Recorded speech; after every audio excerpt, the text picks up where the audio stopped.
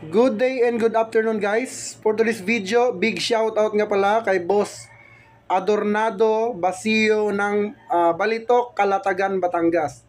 Kumuha po siya sa atin ng pair na LDT Gray, expensive gray.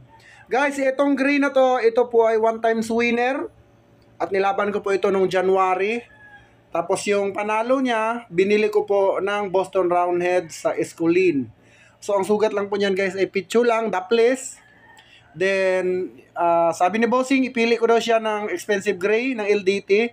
So dahil tapos ko na rin gamitin ito, one times winner, share natin kay Bossing. Ayan. Shout out Boss Adornado Basio ng Calatagan, Batangas. Ito na po yung pinadala ko sa iyo na pair LDT gray. So guys, ang magulang po nito ay galing kay Roxy Jimenez, expensive gray.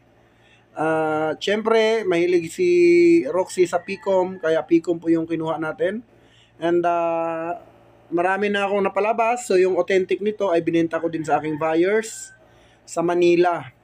So kumuha lang tayo ng F1 at binangga natin sa nanay niya.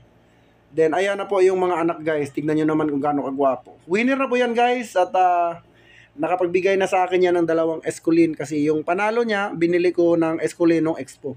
Ito naman yung pulit guys, so straight comb naman, hindi po sila magkakapatid, no? So magkaiba po sila ng nanay, but yung tatay nila ay isa lang. Ayan, expensive gray, LDT line. So kay Roxy tayo kumuha guys, kasi medyo mabigat po talaga ang LDT kung doon tayo, no? Pero soon, pagkaya na natin, ay syempre kukuha tayo.